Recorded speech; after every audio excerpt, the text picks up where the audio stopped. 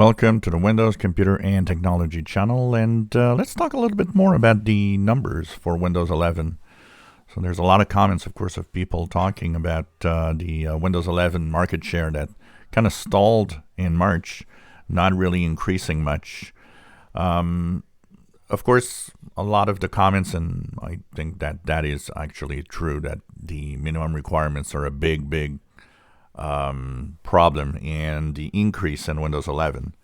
And definitely there is a lot of PCs out there that don't meet the minimum requirement. Some of them because they might have the minimum requirement, but something's missing. Mostly the TPM is not activated. But a lot of people are not, of course, in the minimum requirements. That's obvious. I actually decided to go and look at the market share of Windows 10 back in 2015 after 6 months, because as we are going to reach the early month of April now, well, that's going to be 6 months of Windows 11 since its release. So I took 6 months of data of Windows 10 for 2015, which brings us, of course, to January of 2016 for the 6 months. And what I find is that if we look at the data, so 19.4% of PCs running Windows are on Windows 11 according to AdDuplex. That's after 6 months. Now, it stalled, which is something that Windows 10 did not have necessarily. It slowed down after a certain time, but it did not stall. It always had some increase. After 6 months, if we look at the chart of the GStat counter here for 2015, so we have the start, of course, in July of Windows 10, the release.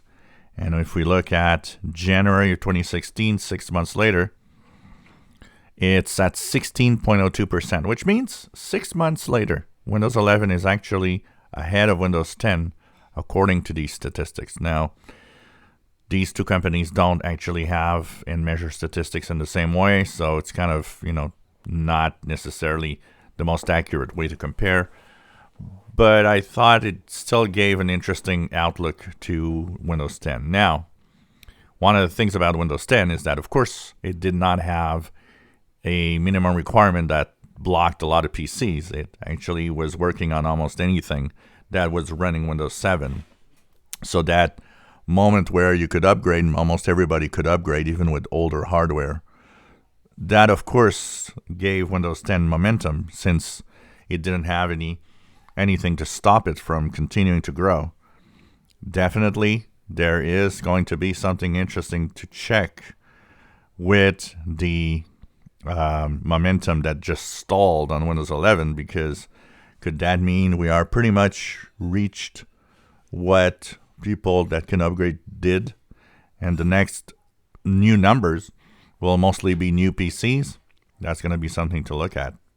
But it will become interesting to compare still the Windows 11 progression throughout the year compared to the same progression for Windows 10 over time. But Windows 11 would technically be still ahead of Windows 11 would be ahead of Windows 10 by a few percent, according to these stats. So the stall is the big problem. Windows 10 did slow down, like I said, but never really stalled. So that's a difference. And it's going to be interesting to see next month what's all about and what it looks like and what are the numbers if they increase or stall again for the numbers of Windows 11. But that said, it is true that the minimum requirements is absolutely a big problem for the future of Windows 11 for now. Eventually, it will still take, it will progress because a lot of people will buy new PCs. We know that PC sales are still strong. So that is going to definitely give us some Windows 11 progression over time. But it's going to be interesting to see how they compare, and will Windows 11 slow down to a point where it actually progresses a lot slower than Windows 10 ever did? Going to be interesting to see. If you enjoy my videos, please subscribe, give us thumbs up. Thank you for watching.